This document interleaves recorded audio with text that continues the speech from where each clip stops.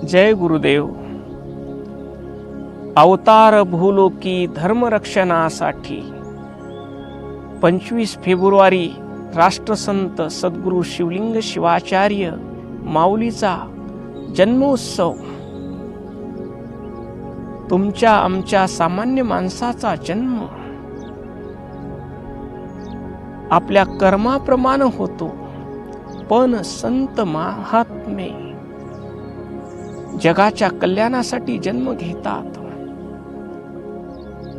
राष्ट्रसंत अप्पा आईच्या गर्भात असताना त्यांची 3 वर्षापर्यंत त्या गर्भाची वाढ होत नव्हती, कारण त्या गर्भाला भीती होती की आपला जन्म झाला तर संसार करायला लावू नये. गर्भात असतानाच लोक कल्याणासाठी पुत्र दान करण्याचा संकल्प आई वडिलांना घेतल्याशिवाय त्या गर्भाची वाढ होणार नव्हती. प्रयाग माता आणि विश्वनाथ स्वामींनी सद्गुरू मडिवाळ शिवाचार्याच्या चरणी नमस्कार करून सांगितलं की बाळाची गर्भामध्ये वाढ होत नाही. 3 वर्ष झाली. त्यावेळेस प्रसन्न स्मित हास्य करून मडिवाळ शिवाचार्य म्हणाले, हा बाळ संसार करण्यासाठी जन्माला येणार नाही. तुम्ही जर या बाळाला मठासाठी गुरु म्हणून देत असाल, तसा संकल्प सोडाल तर हा बाळ जन्म घेईल आणि त्याची सूर्य चंद्र असेपर्यंत कीर्ती राहील. त्यावेळेस प्रयाग माता आणि विश्वनाथ स्वामींनी वचन दिलं, आम्ही हा पुत्र मठाला देऊ. आणि सद्गुरुनाथांनी आशीर्वाद दिला. बाळाची गर्भामध्ये वाढ होऊ लागली आणि तो दिवस उजडला.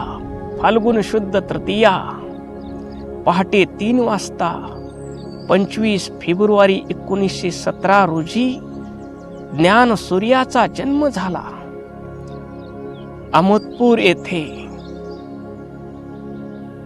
बाळाचं 12व्या दिवशी सद्गुरू मडिवाळ शिवाचार्य अप्पांनी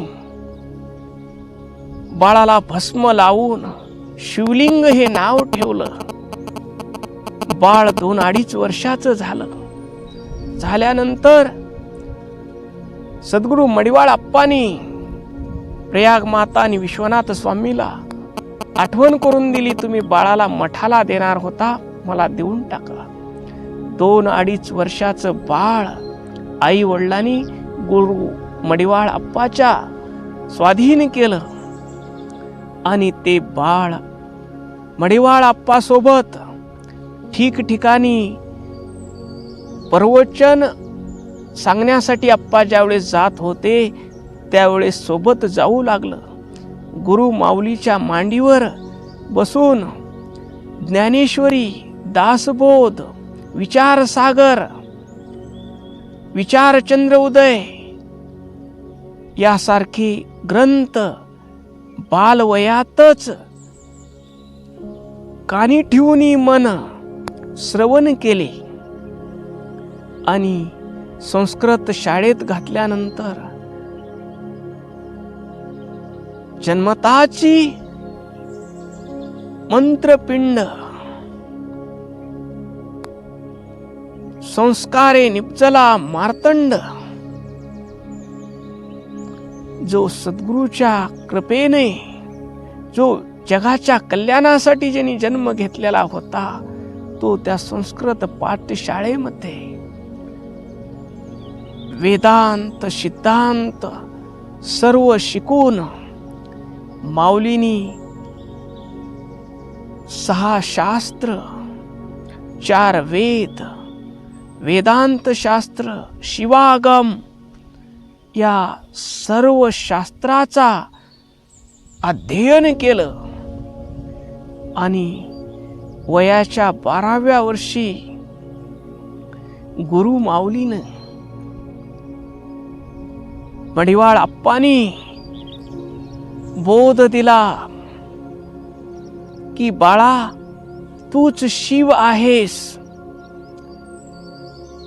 तू आनंद स्वरूप आहेस. आणि बाळ त्या आनंद स्वरूपात समाधी मग्न झालं.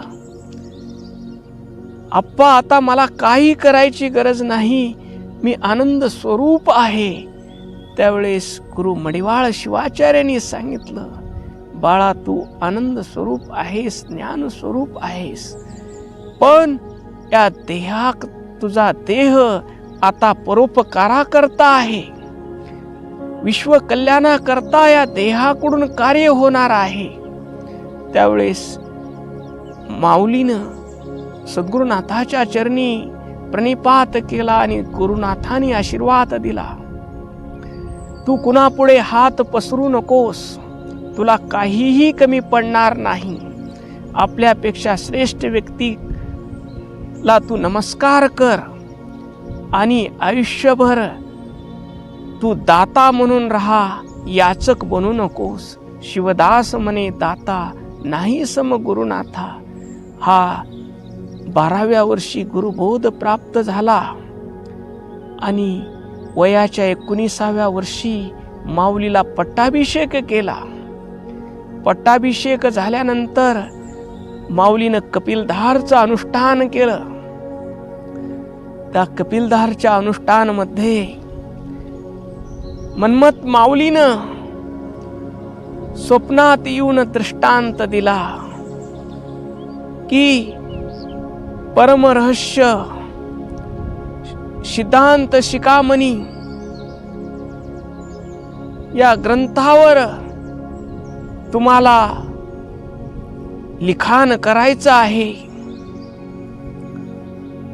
माऊली झोपेतून जागे झाले तर तिथं माऊलीला सिद्धांत शिखामणीची जी हस्तलिखित प्राप्त झाले आणि माऊलीनं सिद्धांत शिखामणीवर भारतातले एकमेव भाष्यकार आहेत ज्यांनी सिद्धांत शिखामणी या ग्रंथावर संस्कृत भाष्य आणि मराठीतून टीका केली. त्याचं नाव आहे शिवयोग शास्त्र.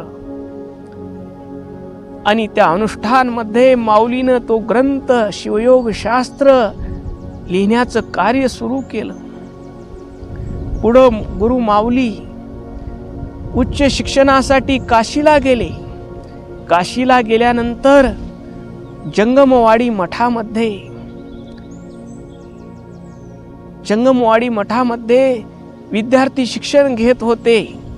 त्या विद्यार्थ्याचा राहण्याचा जेवण्याचा सर्व खर्च जंगमवाडी मठ पाहत होता. पण जंगमवाडी मठावर ओम नमः शिवाय बँकेचं कर्ज झालेलं होतं. त्या मठाचा व्यवस्थापन गुरु माऊलीनं घेतलं. अध्ययन करत करत आणि मठाची अर्थव्यवस्था सुरळीत आणली आणि माऊलीचं ज्ञान कार्याची दखल घेऊन त्यावेळेसच्या जगद्गुरूंनी माऊलीला तुम्हाला जगद्गुरु पदाचा उत्तराधिकारी करू असं सांगितले. त्यावेळेस माऊलीने सन 1939-40च्या सुमारास विचार केला की माझा जन्म पालखीत बसून फिरण्यासाठी झाला नाही, तर सामान्य माणसाच्या घरी जाऊन त्याला जागे करण्यासाठी, त्याला भक्ती मार्गाला लावण्यासाठी, त्याला ज्ञान देण्यासाठी मी वडिलाचं नाव सोडून गुरुपीठावर बसलो आहे. मला हा जगद्गुरु पदाचा मोह नको. म्हणून 1940 या वर्षी मिळणाऱ्या जगद्गुरु पदाचा त्यांनी त्याग केला आणि जगद्गुरु महाराजाला न सांगताच ते अहमदपूर मठाकडे आले. कारण तिथं थांबल्यानंतर जगद्गुरु महाराजांना नकार कसा द्यावा असा विचार झाला. आज ज्या जगद्गुरु पदासाठी स्पर्धा लागलेली आहे त्या जगद्गुरु पद स्वतःहून जगद्गुरु प्रसन्न होऊन त्यांना द्यायला तयार होते. पण माऊलींनी त्या पदाचा त्याग केला. कारण ते आत्मप्रतिष्ठित होते, आत्मा आनंदात तल्लीन होते आणि या देहाकडून फक्त लोक कल्याण करायचं आहे ही अखंड जाणीव होती. माऊली मठात आले. मठात आल्यानंतर मठामध्ये मडिवाळ शिवाचार्याची समाधी झालेली होती आणि तिथं शंकर स्वामी म्हणायचे मठामध्ये कारभारी होते. आणि त्यावेळेस तेच तिथला व्यवहार बघायचे. गुरु महाराज दक्षिणा घेत नाहीत. आप्पा हे त्यांना खटकायचं, मठाचं उत्पन्न बुडत आहे असं शंकर स्वामी गुरु महाराजाच्या आईला सांगायचे. आईलाही वाटायचं जंगमाच्या घरी जन्म घेऊन शिवाचार्य झालेले आहेत, त्यांनी दक्षिणा घ्यावी. त्यावेळेस आप्पांनी विचार केला, आता शंभू महादेव हिमालयात मला बोलवत आहे, यासाठीच हे शंकर स्वामी मठामध्ये असं करत आहेत. 20 रुपये खिशात घेऊन आप्पा हिमालयाकडे निघाले. तिथं नाशिक त्र्यंबकेश्वरला थांबले जोगळेकर नावाच्या पुजाऱ्याच्या घरी. त्या ठिकाणी त्यांनी रोज भगवद्गीतेवर प्रवचनं केली. प्रवचना आप्पा सांगत असताना आप्पाचा देहभाव विसरून जात होता आणि श्रोते मंत्रमुग्ध होऊन जायचे. गुजरात मधले श्रोते त्या ठिकाणी आलेले होते. त्यांनी आग्रह केला की आप्पा तुम्ही आमच्या सोबत गुजरातला चला. आप्पा गुजरातला गेले. त्या ठिकाणी त्यांनी काही दिवस प्रवचन केली आणि तिथून ते हिमालयाच्या प्रवासाच्या विचारानं कराचीकडे निघाले. जहाजीत बसलेले असताना 3 दिवसाचा प्रवास रामकृष्ण मठाचे संन्यासी स्वामी सत्यानंदजी होते आणि आप्पाला त्यांनी आग्रह केला तुम्ही नाश्ता करा, चहा घ्या, जेवण करा. त्यावेळेस आप्पांनी सांगितलं आम्ही लिंगवंत आहोत, स्नान पूजा केल्याशिवाय, लिंग पूजा केल्याशिवाय आम्ही प्रसाद ग्रहण करत नाही. त्यावेळेस 3 दिवस आप्पांनी तोंडात पाणीही घेतलं नाही. आप्पाची निष्ठा पाहून स्वामी सत्यानंदजींनी त्यांना त्यांच्या कराचीतील रामकृष्ण मठामध्ये येण्याचा आग्रह केला आणि आप्पा तिथं गेले. आप्पाला त्यांनी विचारलं तुम्ही कुठे चालला आहात? मी हिमालयात तपस्यासाठी चाललो आहे. त्यावेळेस स्वामी सत्यानंदजीने सांगितलं हा देह बर्फात कुजवण्यासाठी तुम्हाला मिळालेला नाही. तुम्ही उच्च शिक्षण घ्या, वैद्यकीय शिक्षण घ्या, मानव सेवा करा. त्यावेळेस आप्पांनी स्वामीजीच्या रूपानं मला शिवच सांगत आहे या भावातून तिथं MBBSला प्रवेश घेतला. आणि मग शिक्षणाचा खर्च कसं? आप्पा तर दक्षिणा घेत नव्हते. स्वामी सत्यानंदजीने सांगितलं तुम्ही काळजी करू नका. दर शनिवारी तिथं आप्पाची त्यांनी त्या रामकृष्ण मठामध्ये सभा ठेवली. ईशावास्य उपनिषदावर आप्पा तिथं प्रवचन द्यायचे आणि स्वामीजी तिथं एक देणगीचा बॉक्स ठेवायचे आणि त्या देणगीच्या बॉक्समध्ये जमलेल्या पैशातून गुरु माऊलीला वह्या पुस्तकं घेऊन द्यायचे. सन 45 मध्ये माऊलीचं MBBS झालं. गुरु माऊलीनी पंजाब येथे आपलं एक छोटंसं क्लिनिक चालू केलं आणि तिथं सेवा चालू केली आणि आपला पूजापाठ आणि दिवसभर मानवामध्ये महादेव पाहून त्यांनी सेवा चालू केली. ते पूजा करत असताना वरल्या मजल्यावर त्यांची पूजेची खोली होती, खाली त्यांचं क्लिनिक होतं, दवाखाना होता. एक पेशंट आला आणि मुलाला ताप येत आहे. डॉक्टरला बोलवा म्हणून कंपाऊंडरला सांगितलं. त्यावेळेस त्या कंपाऊंडरनं सांगितलं डॉक्टर साहेब पूजा करत आहेत. ते पेशंट त्यांच्या मुलाला ताप आलेली होती. ते म्हणाले पूजा करना है तो हिमालय में जाना, डॉक्टर बन के क्यों बैठा है, हमारे बच्चे को बहुत तेज बुखार है. आप्पांनी ते शब्द ऐकले, खाली आले आणि त्या मुलावर उपचार केला.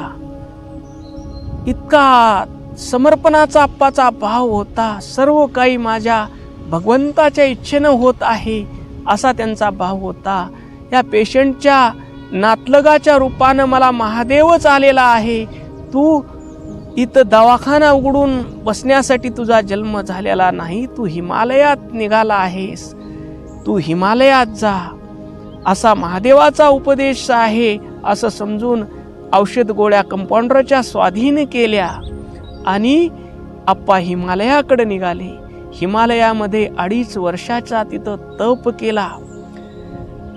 2 लंगोट्या आणि पूजेची पिशवी इतकं साहित्य, MBBS पदवीधर त्या हिमालयाच्या बर्फाच्या ठिकाणी गुंफा करून आप्पानं तिथं 2.5 वर्ष तप साधना केली. बिल्वपत्र भस्म संपले म्हणून आप्पा हिमालयाच्या खाली उतरले आणि त्यांनी काशी पीठात पत्र लिहून बिल्व आणि भस्म मागून घेतले. त्यावेळेस काशीला गेलेले अहमदपूरचे सद्भक्तांनी विचारलं. त्यावेळेस काही मोबाईल फोन नव्हते, काहीच नव्हते, ना टेलिफोन नव्हता, सगळं पत्रव्यवहारावर चालायचं. त्या सद्भक्तांनी काशीत चौकशी केली असताना तिथं सांगितलं, भस्म आणि बिल्वपत्र मागविण्यासाठी तुमचे गुरु महाराजांचं पत्र आलेलं आहे, ते हिमालयात आहेत. मग अहमदपूरचे सद्भक्त आप्पाला शोधण्यासाठी हिमालयात गेले आणि त्यांनी विनंती केली, तुम्ही मठाकडे चला. आप्पांनी यांच्या रूपानं माझा शंभू महादेव मला मठाकडे घेऊन जायला आलेला आहे असा भाव ठेवून आप्पा 1952 मठाकडे आले. मठामध्ये आल्यानंतर त्यांनी इथली सामाजिक व्यवस्था बघितली. लोक समाजातले अंधश्रद्धेत आहेत, दुःखात आहेत. यांना भक्तीकडे वळवून त्यांना आनंद दिला पाहिजे या भावनेतून आप्पांनी परमरहस्य ग्रंथाचं संपादन केलं. गावोगाव शिवनाम सप्ते उभा केले. समाजातील जातीभेद निर्मूलन करण्यासाठी यारे यारे लहान थोर, सर्वांना लहान थोर या, नारी नरा सकळिका, येथे अधिकार आहे देका, येथे वर्णाश्रमाचा उपका कोणी काढू नये. या भावनेतून सर्व जाती धर्माच्या गरीब श्रीमंत लहान थोर सर्वांना इष्टलिंगाची दीक्षा दिली आणि सर्वांना भगवंताचं नाम दिलं, शिवाय नमा. आप्पाकड सामान्यातला सामान्य माणूस अंगावर फाटके कपडे घालून जायचा, आप्पाच्या चरणी नमस्कार करायचा आणि आप्पाला सुख दुःख सांगायचा, संसारातले दुःख तापत्रय सांगायचा. आप्पा त्याला सांगायचे, बाळा पायामध्ये सदाचाराचे जोडे घाल आणि डोक्यावर नामस्मरणाची छत्री धर. तुला संसारातलं तापत्रयाचं ऊन लागणार नाही आणि दुःखानं तुझे पाय भाजणार नाहीत. तू चांगलं वाग, रोज इष्टलिंग पूजा कर, कष्टाच्या भाकरीचा तू इष्टलिंगाला नैवेद्य दाखव आणि मुखानं नामस्मरण कर, तुझ्या संसारातलं दुःख दूर होईल असा आप्पा उपदेश करायचे. आणि हजारो लाखो लोकाला आप्पांनी दीक्षा दिली. तिथं गरीबातला गरीब यायचा, श्रीमंतातला श्रीमंत यायचा, राजकारणी यायचे, पण समदृष्टीने हळी आप्पा सगळ्याला समदृष्टीने पाहायचे. आप्पापसे गरीब श्रीमंत लहान मोठा असा भेदभाव नव्हता, स्त्री पुरुषही असा भेदभाव नव्हता. सर्वांमध्ये ते शिव बघायचे. आणि गोर गरिबाच्या लेकराला शिक्षण मिळालं पाहिजे, म्हणून आप्पांनी टॅगोर शिक्षण संस्था उभी केली आणि शाळा काढल्या गावोगाव आणि शिक्षण क्षेत्रामध्ये कार्य केलं. गावोगाव सप्ते उभारले. आप्पाचे लाखो भक्त झाले आणि 75वा त्यांचा तिथं अनुष्ठानचा सप्ताह होता. त्या सप्त्यामध्ये भक्तांनी आप्पाला सुवर्णाचा टोप घातला. टोप घेऊन आले. आप्पा, हे सोन्याचा टोप तुमच्यासाठी आहे. त्यावेळेस आप्पांनी सांगितलं, हे कलियुगाचं वज्ज माझ्या डोक्यावर ठेवू नका.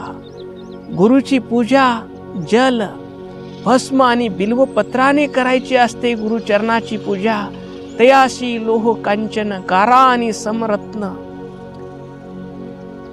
त्यांना लोह आणि सोनं समान होतं. गारगोटी आणि सोनं समान होतं. त्यांनी सोन्याचा टोप परत केला आणि निस्वार्थ गुरुमूर्ती कशी असतात याचा आदर्श घालून दिला. आप्पांनी माणसातला भेद दूर करण्यासाठी कपिलधारची पदयात्रा काढली.